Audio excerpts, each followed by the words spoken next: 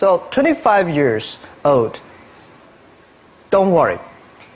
Any mistake is an income, is a wonderful revenue for you. So I told myself and told my young people, before 20 years old, be a good student. When you do entrepreneur, just learn some experience. Before 30 years old, follow somebody. Go to a small company. Normally in a big company, it is good to learn processing. You are a part of a big machine. But when you go to a small company, you learn the passion, you learn the dreams.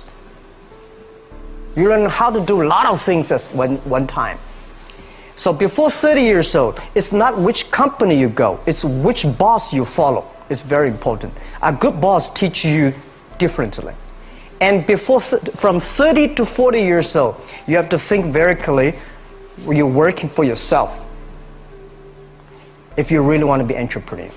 When you're 40 to 50 years old, you have to do all the things that you are good at. Don't try to jump into the new area. It's too late. You may be successful, but the rate of dying is too big. So 40 to 50, think about how can you focus on things that you are good at. But when you are 50 to 60 years old, work for the young people. Because young people can do better than you. So rely on them, invest on them, making sure they're good. So when you are over 60 years old, spend time for yourself. On the beach, sunshine, right? It's too late for you to change normally. But this is my advice to the young people. 25 years old, make enough mistakes. Don't worry. You fall, you stand up. You fall, you stand up. Enjoy it. 25 years old, enjoy the show, enjoy the show. I did not have a rich father. Tried 3 times for university, all failed. I applied for Harvard for 10 times, all failed. They don't even want to see me. For the last time, I went to the teachers' college, which was considered the 3rd or 4th class of my city. So I applied jobs for 30 times, got rejected. It was so difficult at that time. I was so frustrated because I taught in the university. My pay was $10 a month because I could not find a good job. In 1994, discussed that I'm going to do something called internet, and 23 of them against it. They said, this is a stupid idea. We have never heard about internet, and you know nothing about computer. And I never thought I was smart. Nobody believed that I could be successful because everybody say, well, this guy think differently, think crazily. They think about something never work.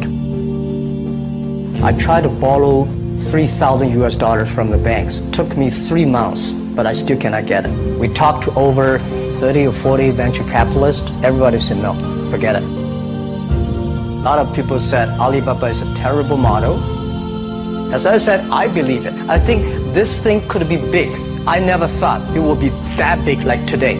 But I believe that something is waiting for me there. And I have to work hard to prove myself. That was the tough experience.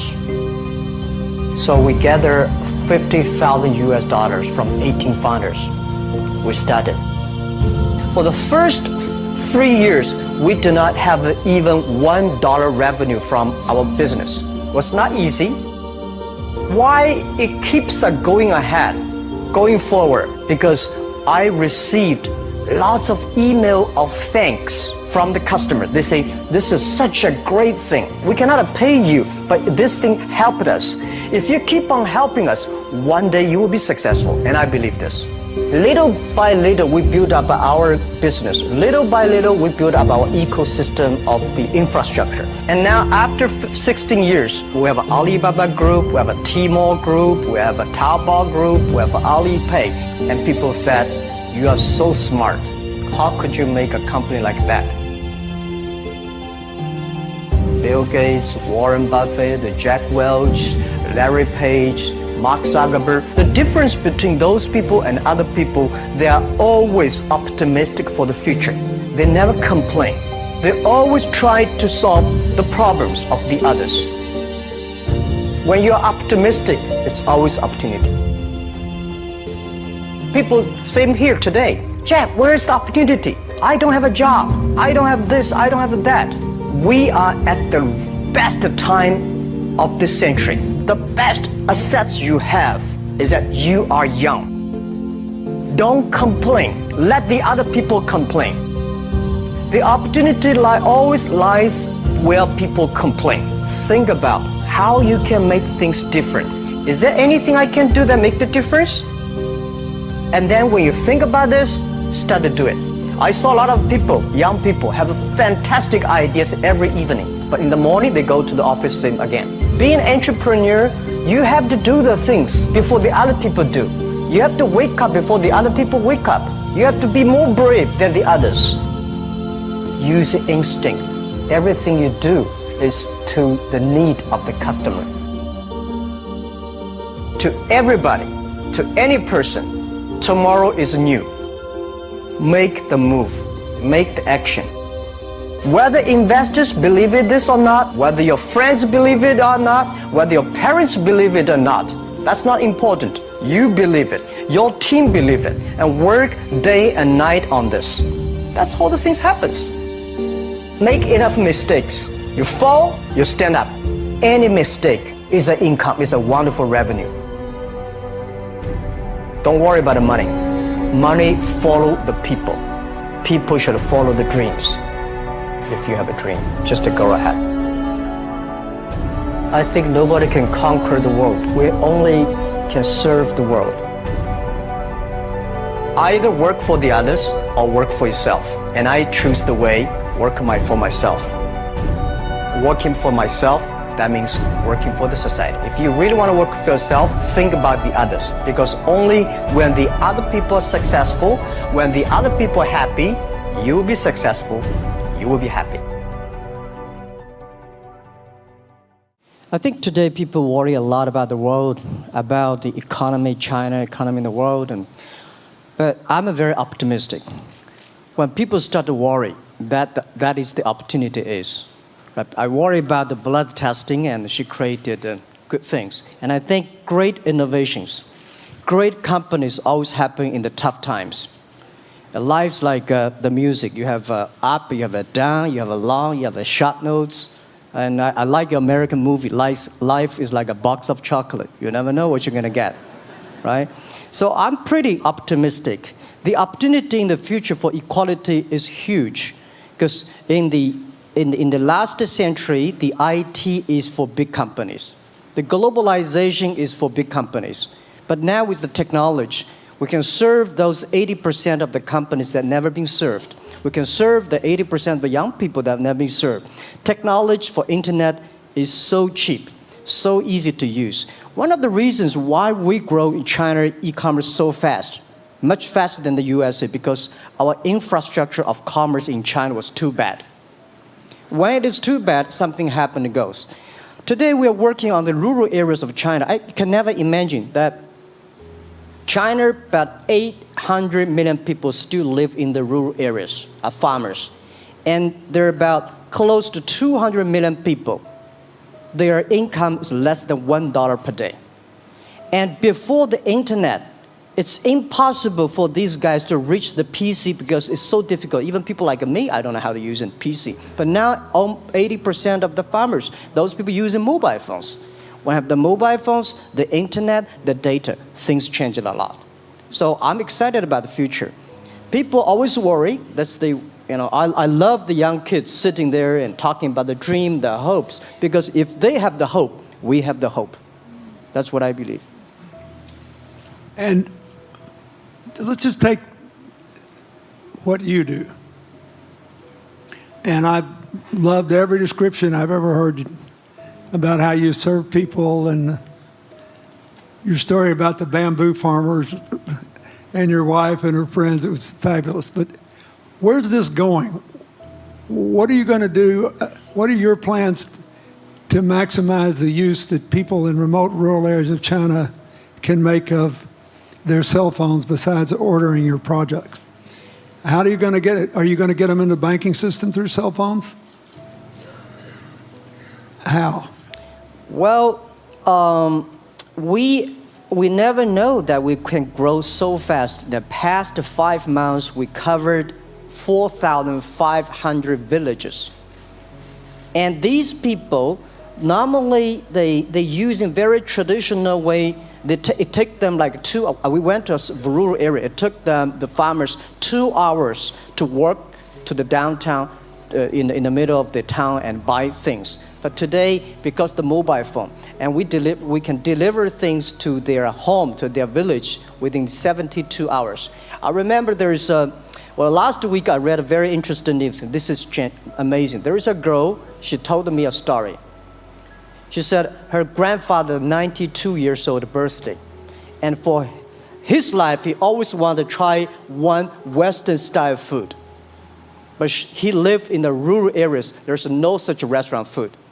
So she said, I tried on the internet, book a restaurant dinner for Western food, delivered to that village.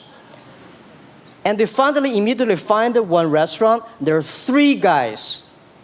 They took like a 3 days bus from Shanghai to that village, made an Italian spaghetti and beef for them for the 92 years old birthday. And whole village was excited. Everybody said, wow, you can order food, Western style food. So buying almost everything. And also we're helping, there are a lot of farmers, they plant a lot of apples, great apples. But 90% of the apples rotted because there's nobody buy them. They normally buy by track. If you sell the apples, they sell whole track. And using the traditional way, they can sell by whole basket of the apples. But now, because of the internet, they sell by one. Each apple, they sell $1. Or 1 RMB or 2 RMB for each. So the farmers see using internet, they can buy and sell using the mobile phone. That changed their lives. And I think it's exciting. And people need examples when they see, my neighbor made money through online to selling things. My neighbor buy much interesting things online. People start to learn. And more people start to buy the mobile phones. We cannot make all the mobile factories to sell phones to them. Only they know the mobile phone really works, helping change their lives, they start to buy the mobile phones. Just one more question. And then, do you think this will make the current problems like the current problem in China less likely? That is, if we'll have more market information and the market will drive where the investment goes instead of the government trying to make judgments about, I better build another housing development or office development here, there, or yonder, and you wind up with a bubble. If it comes from the bottom up, is it more likely that fewer bad things will happen? Yeah, I think the last week I was in Seattle discussing about the China economy. I think you American people worry too much about the China economy. Well, you see, every time when you start to worry about China goes better. Every time you think China is in problem, we'll get better. But when you have to say, you have a high expectation of China always a problem. Like parents have the expectation of the kids, are the same. But there's a big difference between American consumption because people say, the economy is bad, so China consumption will be good low. No, totally different. You Americans love to spend tomorrow's money. And the other people's money, maybe. Or maybe the children's money. We Chinese love to save money. We are probably the largest country, the safe deposit in the whole world because we've been poor for so many years. When we make money, we put in the banks because someday we know the disaster is coming, so we can spend the money. So when the economy is bad, we still have the money to spend. You guys probably don't. You worry. And the second thing is that China been focusing on developing for the past 30 years. China government so strong on investment, so strong on exporting, but they are too weak on the domestic consumptions. Domestic consumption is not driven by government, it's driven by entrepreneurship, driven by the market, not the government. So in the past 20 years, government is so strong. Now they're getting weak. It's our opportunity. It's our showtime. to see the market economy, entrepreneurship, how we can develop the real consumption. I think if the China developed the great consumption, we have a 300 million middle class. In next 15 to 20 years, we're going to have 500 million middle class. We need to import a lot. So when we start to import, that's a great. I worry a lot when we export. When we export, we got a terrible sky, we have a terrible water, we have a terrible environment. When we start to import, we got to be better. So that's all the great opportunity, guys. Be happy about that. I'm serious. I agree with that. I'm serious. Yeah. Worry about yourself. Don't worry about the others. The reason some of us worry about China is we depend on you to buy our debt. However, I tried to be more Chinese when I was president. I saved a lot of money. So good. Good. But I just wanted you to say that because I really believe that. I mean, I think you're absolutely right. The trend toward greater internal consumption I think, will remain unbroken in spite of whatever the difficulties are in the next few months. I think it's important not to overreact. You can't break the trend. You've got to clean up the land from chemical contaminants. You've got to clean up the air. You're going to do it. Yep. And a lot of Chinese will make a lot of money out of that. There'll be a lot of great new companies, and there'll be opportunities to import from other places. Yeah. So can you discuss your theory of what you're doing and other things in terms of whether it advances equal opportunity and social solidarity? Tell them what you think is going to happen. And what other kinds of, when your opening remarks, you just said technology is going to be active in this way in other areas of the economy. What do you think the next big opportunities are? But first, tell them just in 2 sentences what you're doing, because Jack and I know, and we haven't been clear enough. Explain it, and explain how you think that advances social solidarity and equality of opportunity. Well, our work is in the belief that access to health information is a basic human right. And that lab information, particularly because lab data drives 70% of clinical decisions, needs to be accessible to people before they're sick. So if you look at the word diagnose in the dictionary today, it says to determine the presence of disease from symptoms, which means by definition, we're determining that people are sick once a disease has already progressed.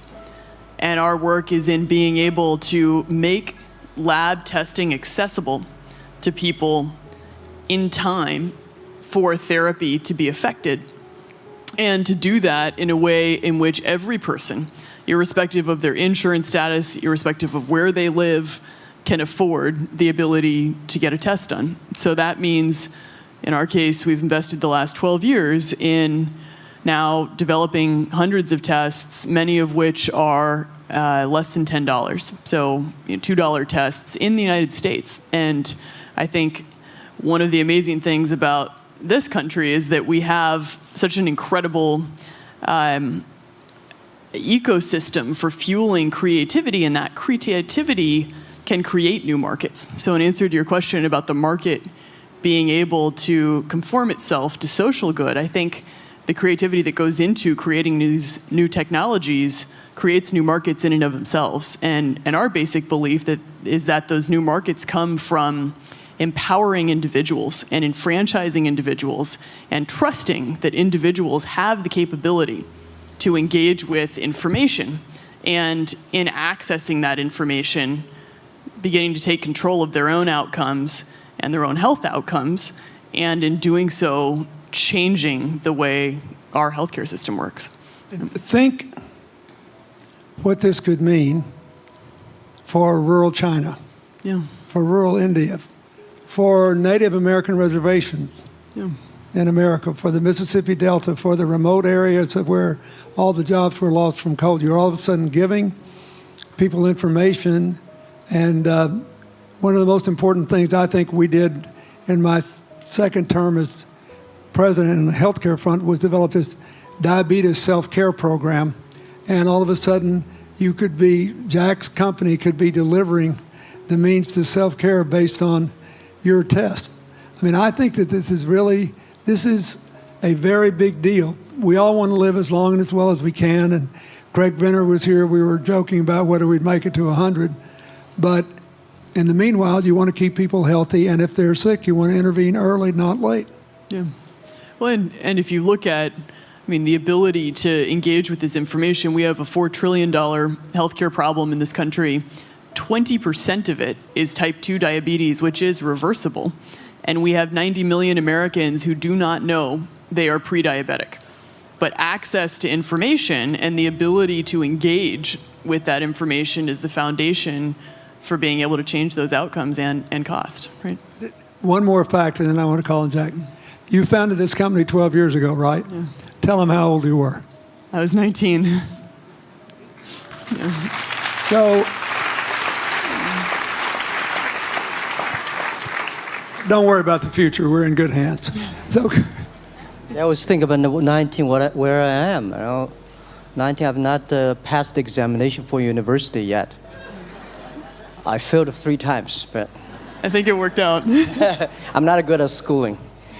Well, yeah, that's why I give confidence to a lot of young people in China. If Jack Ma can be successful, 80% of the people can be successful.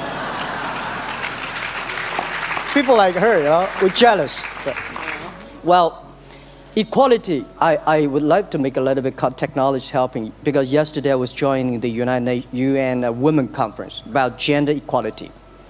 And I think the first technology revolution happened 200 years ago in the UK, released the human body, the arm, stronger. The second technology revolution in the USA for energy, you can last long. But this technology revolution release the brain. So this century is not a competition who is stronger, whose muscle is stronger. It's who is smarter, who is soft, who can listen. It's the challenge of wisdom. So man and woman are equal. On the internet, you can never see he's a woman or a man. And on the internet, women can serve much better than men on the internet. And a man talking about a business, talking about numbers, competition, they make business very cold. Women, they make business very cozy, lifestyle, and interesting. 50%, more than 50% of our shop owners, more than 5 million shop owners are women. And people love that. I mean, this is a great thing. I see that this century, we see more and more women leaders, on the state leaders, the presidents. In the future, we're going to General Secretary of the United Nations should be a woman leader. And this is the great century for equality. And I feel excited about that. Let me ask you, we're almost out of time, but one of the things that we haven't talked enough about here, and not just here, but generally, is whether the leapfrogging we saw with cell phones, which was instrumental in your phenomenal business success and which will make it possible for you at the appropriate time to do what you've done on a global scale, hitherto unimaginable in all of human history for anybody to have any of their own health data. We've seen examples, but not the kind of dramatic penetration we need with energy and clean energy and enough in a short enough time to avoid the worst consequences of climate change. So do you believe that, your country has done more than anybody else to try to put up solar panels, and some of your companies went broke because you overdid it, right? But beforehand, and you got to work out the phase out of the coal, the phase into the sun and all that. Meanwhile, Africa, which is growing like crazy because of the cell phone in no small measure, and has 6 of the fastest growing countries in the world, still has vast swaths of its land totally dark at night. Do you believe that it's possible for us to scale up with distributed solar power rather than centralized as quick as we did with the cell phone?